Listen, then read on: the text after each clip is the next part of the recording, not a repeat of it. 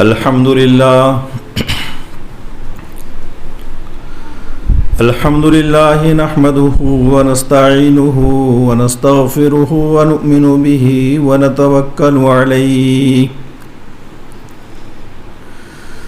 ونعوذ بالله من شرور أنفسنا ونعوذ بالله من شرور أنفسنا ومن سيئات أعمالنا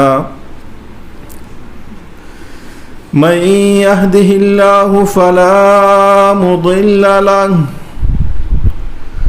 ومن يضلله فلا هادي له ونشهد أن لا إله إلا الله وحده لا شريك له ونشهد أن سيدنا ومولانا محمدا عبده ورسوله صلى الله تعالى عليه وعلى آله وصحبه أجمعين إلى يوم الدين فأعوذ بالله من الشيطان الرجيم بسم الله الرحمن الرحيم يرفع الله الذين آمنوا منكم والذين أوتوا العلم درجات وقال رسولنا وحبيبنا وسيدنا محمد صلى الله عليه وسلم من سلك طريقا يلتمس فيه علما سهل الله له طريقا إلى الجنة وقال أيضا طلب العلم فريضة على كل مسلم صدق الله العظيم وصدق رسوله النبي الكريم ونحن على ذلك لمن الشاهدين والشاكرين والحمد لله رب العالمين. محترم مکرم ہم سب کے مخدوم فقیہ وقت مفسر بے بدل عظیم مصنف اور مسیح العلوم کے روح رواں میر کارواں حضرت مولانا مفتی شعیب اللہ صاحب خان صاحب، ادارے کے اساتین علم و فضل اور طلبہ عزیز، ناظم جلسہ حضرت مولانا مفتی صاحب نے اس حقیر کے لیے 10 منٹ کا وقت طے کیا ہے اور میرے سمجھ سے بالا تر ہیں کہ 10 منٹ میں سے 5 منٹ تو خطبے میں ہی نکل گئے. اب 5 منٹ میں کیا کہوں؟ جو لوگ قادر الکلام ہوتے ہیں اور بہترین خطبہ چھوڑ کے 10 منٹ جزاکم اللہ، بہترین واعظ ہوتے ہیں، مقرر ہوتے ہیں اور زبان پر قدرت ہوتی ہے، علوم کا استحضار رہتا ہے، تو وہ 5 منٹ کیا 2 منٹ میں بھی اپنا مضمون بہت ہی حسین اور خوبصورت انداز میں بیان کر کے اپنی جگہ لے لیتے ہیں. لیکن میرے لیے تو اٹھنا بھی مشکل اور بیٹھنا بھی مشکل. خیر، حضرت کی موجودگی میں کچھ باتیں عرض کرنے کا یہ شرف بس یوں سمجھیے کہ سبق سنانے کے غرض سے ہیں. اور میرے مخاطب آپ ہیں۔ طلبہ عزیز، خطبے میں جو آیت میں نے تلاوت کی، اس آیت میں اللہ رب العزت اعلان فرما رہے ہیں، یرفع اللہ الذین آمنوا منکم والذین اوتوا العلم درجات۔ اللہ پاک اہل ایمان کو اور اہل علم کو اٹھاتے ہیں، سربلندی عطا کرتے ہیں۔ قوموں کی تاریخ رہی، جس قوم نے اپنا رشتہ علم کے ساتھ وابستہ رکھا، مضبوط رکھا، وہ قوم ہر زمانے میں سربلند رہی۔ ہندوستان میں مسلمانوں کے زوال اور پستی کے جہاں بہت سے اسباب اور علل ہو سکتے ہیں، ان میں ایک بڑا سبب جو تحقیقاتی کمیٹیوں کے ذریعے سے بھی ہمارے سامنے آیا ہے، وہ یہ کہ ہماری قوم علم سے، نالج سے، تعلیم سے بہت حد تک کے دور ہے۔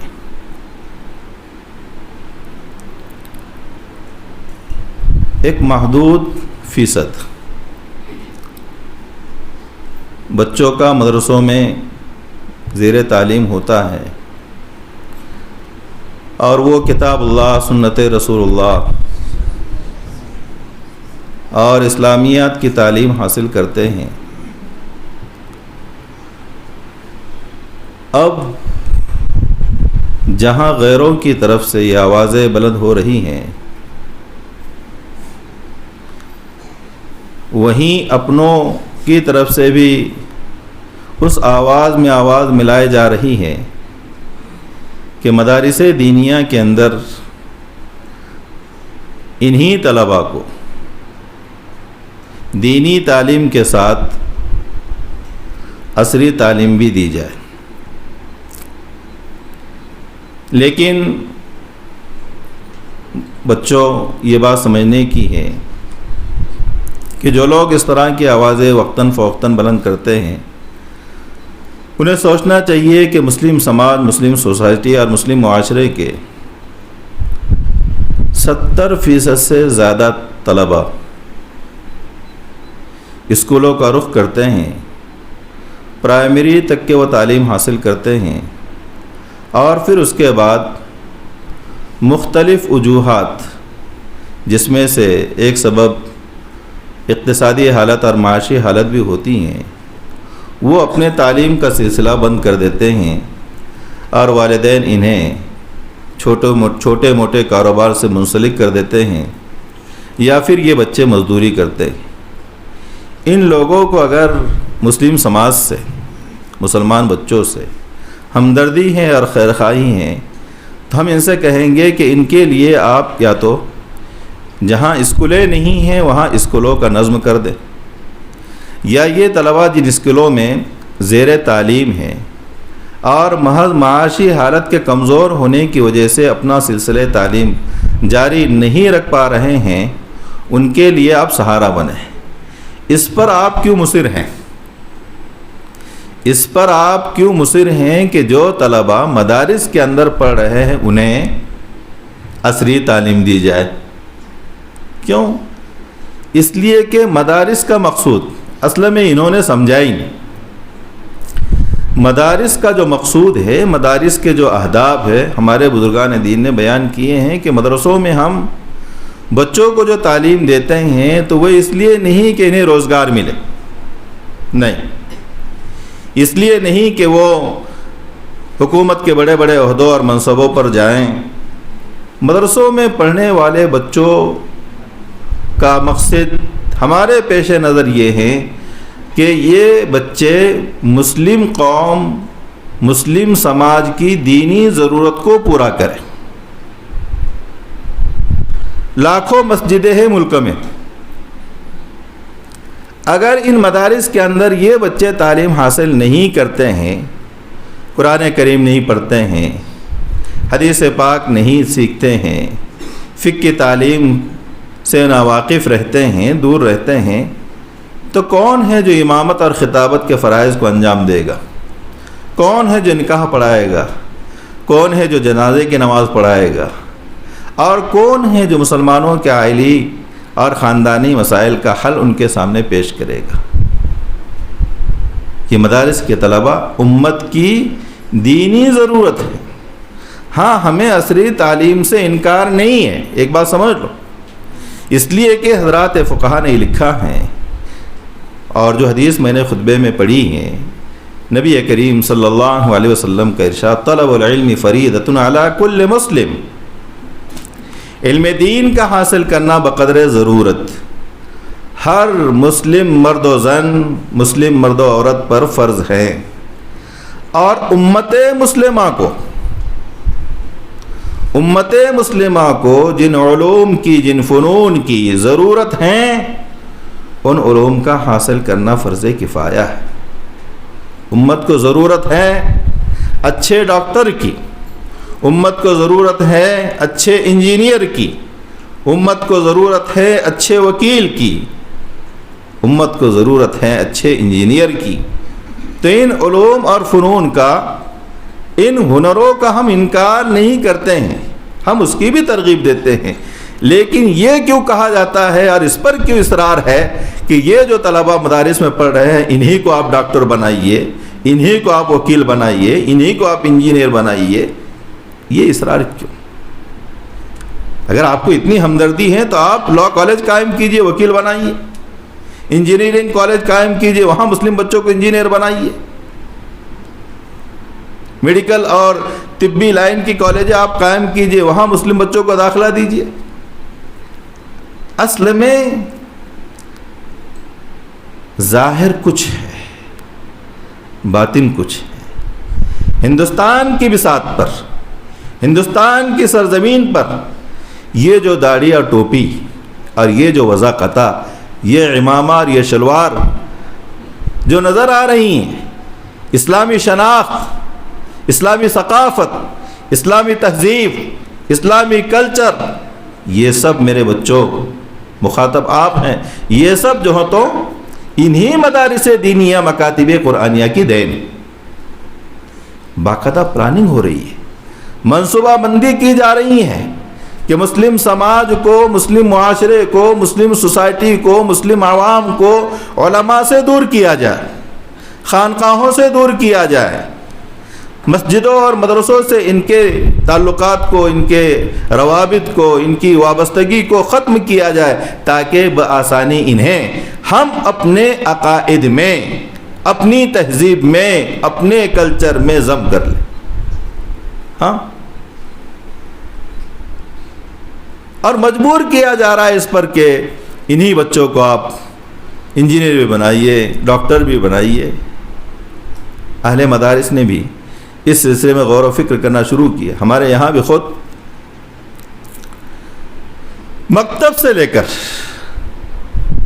افتاء تک تخصصات کے شعبے بھی ہیں، لیکن ہمارے یہاں جو سسٹم ہے، لوگ یہ کہتے ہیں کہ بھئی عقل کنواں کے اندر بچہ عالم بھی بنتا ہے، ڈاکٹر بھی بنتا ہے، عالم بھی بنتا ہے، انجینئر بھی بنتا ہے۔ نہیں، ایسا نہیں ہے، میں کہہ رہا ہوں ہمارے یہاں دو نظام الگ الگ ہیں۔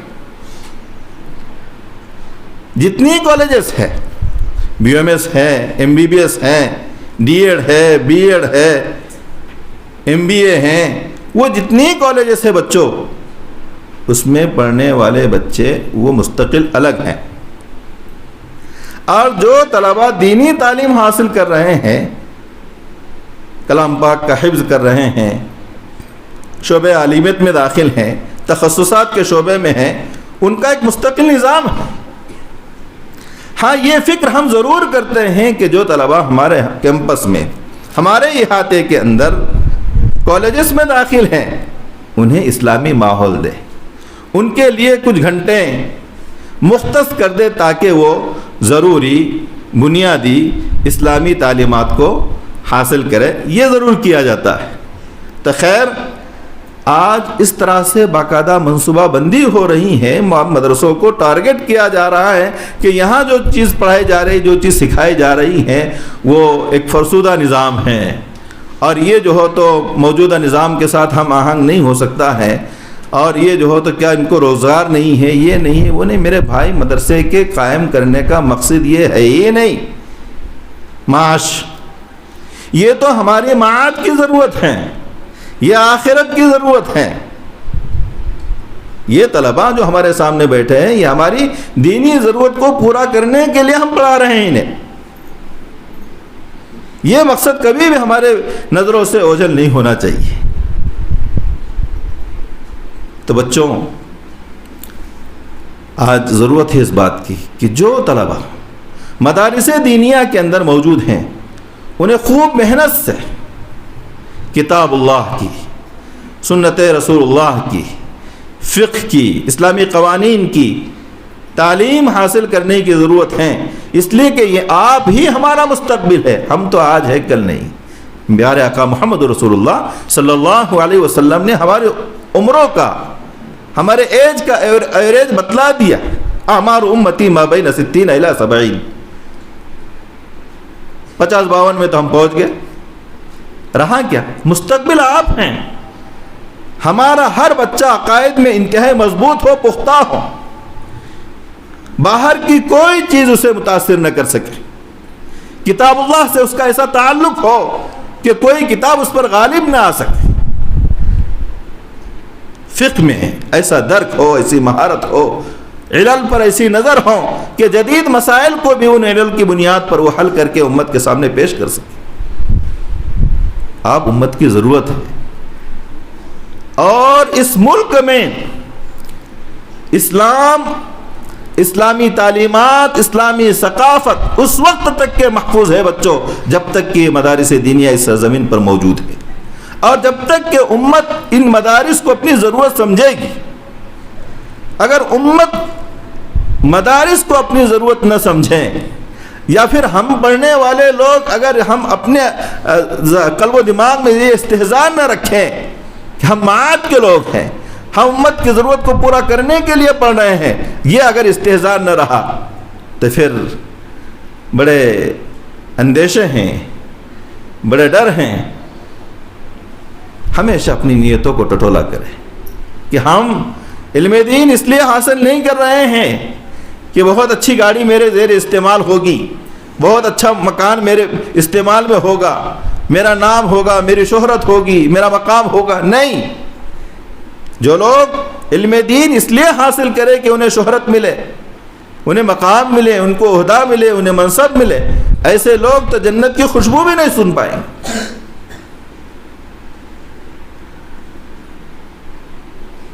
آپ اپنے حضرت کو، میں تو خیر بہت دور ہوں، غنیمت جانے، ان کے علم سے، ان کے تصوف سے، ان کے سلوک سے، ان کے شب و روز سے آپ بہت کچھ سیکھ سکتے ہیں۔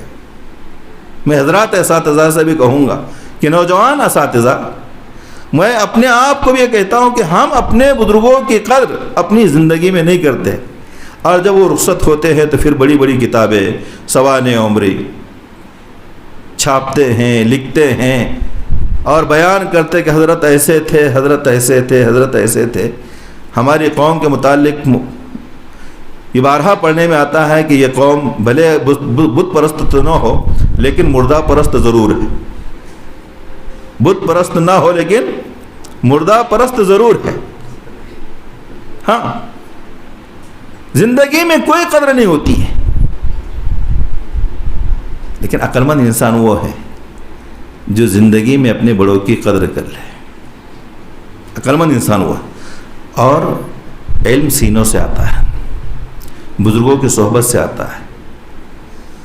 ہم نے دیکھا جس وقت میں عمارت شریعہ میں تھا، حضرت قاضی مظہر اسلام صاحب رحمۃ اللہ علیہ میرے استاد محترم، مسلمانوں کے آئلی قوانین کی تدوین کا کام ہو رہا تھا خانقاہ میں منگیر، تو اس وقت ناظم تھے حضرت مولانا نظام الدین صاحب امارت شریعہ کی۔ ایک عرب جماعت آئی، میں آپ کو سیکھنے کے لیے کہہ رہا ہوں، وہ انجمن سے متعلق بات ہے، یہ عرب جماعت آئی، حضرت امیر شریعت رابع مولانا منت اللہ صاحب رحمانی، قاضی مجاہد اسلام صاحب قاسمی، خالد صاحب سیف اللہ رحمانی، خالد سیف اللہ صاحب رحمانی، حضرت مولانا برہان الدین صاحب سنبھلی، مفتی ظفیر الدین صاحب مفتاحی، ایسے اکابر وہاں موجود تھے۔ اب جمعہ کا دن ایک عرب جماعت آئی، تو حضرت امیر شریعت مولانا منت اللہ صاحب رحمانی مجھ سے کہنے لگے، میری عمر کم عمر تھا، میں 17 سال کی عمر میں وہاں افتاح میں تھا، تو مجھ کو کہا کہ جعفر میں یہاں ہوں، ہوتا میرے شریعت میں جا کے 2 دن بیٹھ گئے، آج آپ کو جمعہ میں عربی خطیب کے خطبے کا ترجمہ کرنا ہے۔ میرے تو پیروں کے نیچے سے زمین نکل گئی۔ اور ہوتا ہے، آپ میں سے بہت سارے وہ طلباء جو آج یہاں اسٹیج پر آ رہے تھے، یہ آنے سے پہلے دل کی دھڑکنیں بڑھ جاتی ہیں، ہاتھوں میں راشا اور کپکپاہٹ سی آ جاتی ہیں، لیکن یہ ہوتا ہے، اس سے ڈرنے کی ضرورت نہیں۔ پبلک اسپیکنگ، خطابت میں آدمی میں جرأت ہونا چاہیے، ڈیرنگ۔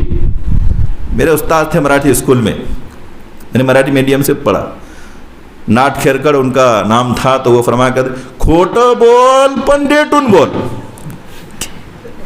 کھوٹا بول پن ریٹون بول، یعنی اگر آپ جھوٹ بھی بول رہے ہیں، ہم تو جھوٹ کی تعلیم دیتے نہیں، لیکن وہ ہے نا ایک دوسری ایک چیز وہاں سے مستنبت ہو رہی ہے، وہ فرمایا کرتے تھے کہ کھوٹا بول پن ریٹون بول، یعنی جھوٹ بھی اگر بول رہے ہیں اس قوت کے ساتھ، اس زور کے ساتھ، اس طاقت کے ساتھ بولیے آپ کہ سامنے والے کو آپ کے سچ ہونے کا احساس ہو جائے کہ نہیں یہ جو بول رہا ہے یہ سچ۔ ہاں دنیا وہی ہے، ہاں لوگ اس قدر جھوٹ اور اتنی قوت کے ساتھ بولتے ہیں کہ سننے والے کو، دیکھنے والے کو سچ کا شبہ ہی نہیں یقین ہو جاتا ہے نا؟ تو طالب علم کو، ہمارے طالب علم کو ڈیرنگ، ماشاءاللہ آپ کی تقریروں کے اندر جو مواد تھا اس میں حضرت کی شان تفسیر، شان حدیث، ذوق فقہ اور استنباط سب جو تو مترشح ہو رہا تھا، علمی مواد پیش کیا آپ نے زبردست۔ اور یہ ان کی فکر ہے، یہ ان کی فکر ہے کہ میرے یہاں کا طالب علم محدث ہو، مضبوط مفسر ہو، جاندار فقیہ ہو، جس کی نظر علل پر، اسے علل کا درک ہو، استحضار ہو، مسائل کا استحضار ہو، یہ ان کی فکر ہے۔ لیکن وہ فکر ہی کر سکتے، محنت آپ کو کرنی ہے۔ اور علم کوئی ایسا نسخہ نہیں حکیم جی کا کہ اس کو جو ہو تو گھول گھال کے آپ کو پلا دیا گیا، پی لے او عالم بن گئے، مفتی صاحب بن گئے، فقیہ بن گئے، محدث نہیں۔ تو میں یہ کہہ رہا تھا کہ حضرت امیر شریعت مولانا منت اللہ صاحب رحمانی کہنے لگے کہ آج آپ کو جمعہ میں بیان کرنا ہے، وہ ترجمہ کرنا ہے۔ میرے تو پیروں کے نیچے سے زمین نکل گئی۔ حضرت نظام الدین صاحب، مفتی نظام الدین صاحب جو امیر شریعت بنے بعد میں ان کے پاس گیا، حضرت امیر شریعت فرما رہے کہ ترجمہ کرنا ہے، مجھ کو کچھ آتا جاتا نہیں۔ بولے مجھ کو کچھ آتا جاتا نہیں، میں کیسے ترجمہ کروں گا ان کا؟ اور پھر وہ لوگ جو عربی بولتے ہیں تو وہ کوئی کتابی عربی ہوتی نہیں ہے، وہ اور اتنا جو ہو تو لپیٹ کر گول مول کر کے وہ بولتا ہے کہ مبتدا سمجھ میں آتا ہے تو خبر نہیں، اور خبر سمجھ میں آتی تو مبتدا نہیں، ایسا حساب ہے ان کا۔ میں کیسے ترجمہ کروں گا؟ نہیں دیکھو، مجھ کو کہا کہ آپ کو ایک آدھ تقریر یاد ہے؟ میں نے کہا ایک نہیں حضرت، بہت تقریریں یاد ہے، لیکن سب اردو کی یاد ہے، اور عربی کی بھی یاد ہے۔ بولے شرماؤ مت آپ۔ میں پھر بولے دیکھو تین جگہوں پر شرمانا نہیں ہے، اللہ غریق رحمت فرمائے۔ اور یہ وہی انہی کے جملے کا یہ حوصلہ ہے کہ حضرت کے سامنے میں جو ہے اس قدر یعنی بالکل جرأت کے ساتھ بات کر رہا ہوں، لیکن وہ حوصلہ ہے کہ 3 چیزوں میں ڈرنا، میں نے شرمانا نہیں۔ میں کون سے حضرت؟ بولے ایک تو ممبر پر۔ کہاں؟ ممبر پر۔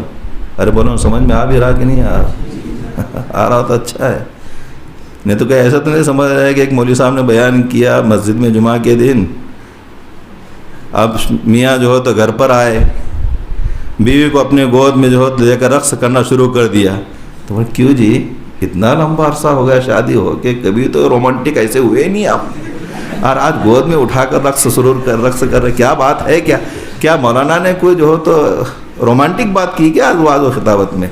کہا نہیں، مولانا نے فرمایا جو انسان اس دنیا میں مصیبت اٹھائے گا کل قیامت کے روز اللہ اس کو جنت میں داخل کرے گا۔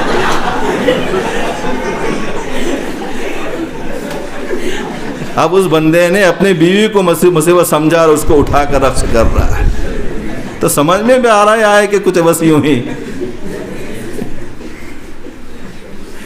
تو حضرت نے فرمایا 3 جگہوں پر 3 موقعوں پر شرمانا نہیں، ایک تو ممبر، دوسرے دسترخوان، اور تیسرے بستر۔ ممبر، دستر، بستر، سب تر ہے، راہ ہے سب کے آخر۔ ممبر پر اگر آپ شرماؤں گے بچوں تو کبھی آپ کا فیض عام نہیں ہو سکتا ہے۔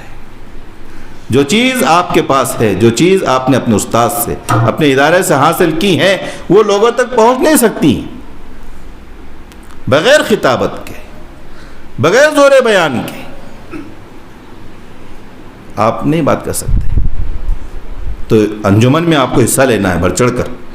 ہم لوگ بھی اپنے زمانے میں، اور جو سسٹم میں نے دیکھا تقریباً یہی سسٹم ہمارے یہاں تھا، ہمارے استاذ تقریر کے لیے، اس زمانے میں تو خیر ایسی کتابیں تھی بھی نہیں، تقریر ایسی کرے، تقریر کیسی کرے، تقریر ایسی ہو، ایسی کتابیں تھی نہیں۔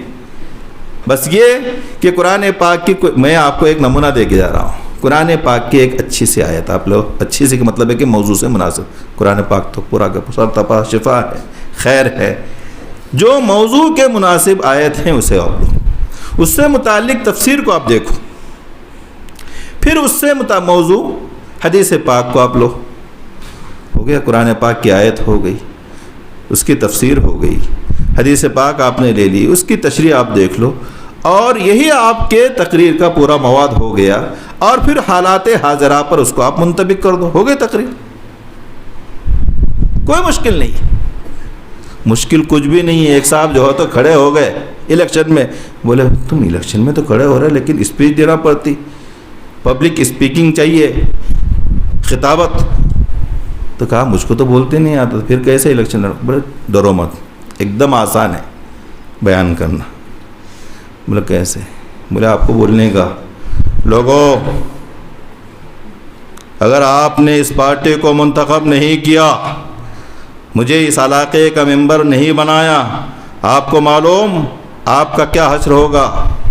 معلوم چین میں کیا ہوا، جاپان میں کیا ہوا، امریکہ میں کیا ہوا، فلاں میں کیا ہوا، فلاں میں کیا ہوا۔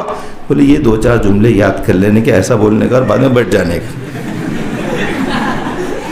تو وہ یہ سمجھیں گے کہ لیڈر صاحب بڑے صاحب بصیرت ہے اور پورے عالم کی خبروں سے واقف ہیں، ماشاءاللہ اچھی قیادت اور سیادت کریں گے۔ تو اتنا آسان ہے؟ بولے ہاں اب جلسہ۔ بولے مجھے اگر ووٹ نہیں دیا تو کیا ہوگا پتہ؟ وہی ہوگا۔ معلوم آپ کو چین میں کیا ہوا، جاپان میں کیا ہوا، امریکہ میں کیا ہوا۔ پیچھے سے ایک سمجھدار تھا تمہارے جیسا، بولے کیا ہوا؟ بولے مجھ کو بھی نہیں معلوم۔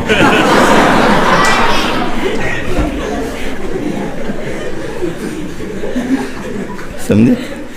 تو ہماری تقریریں ایسی نہیں ہونی چاہیے۔ ایک عالم کی تقریر کتاب اللہ، سنت رسول اللہ، عبر، نصائح، اس سے مستنبط ہونے والی چیزیں، یہ سب ہماری تقریروں میں ہونا چاہیے۔ اور سب سے بڑھ کر مواد آپ کو کتاب اللہ اور سنت رسول اللہ موجود ہے، کوئی حکایات اور واقعات کا سہارا لینے کی ضرورت نہیں ہے۔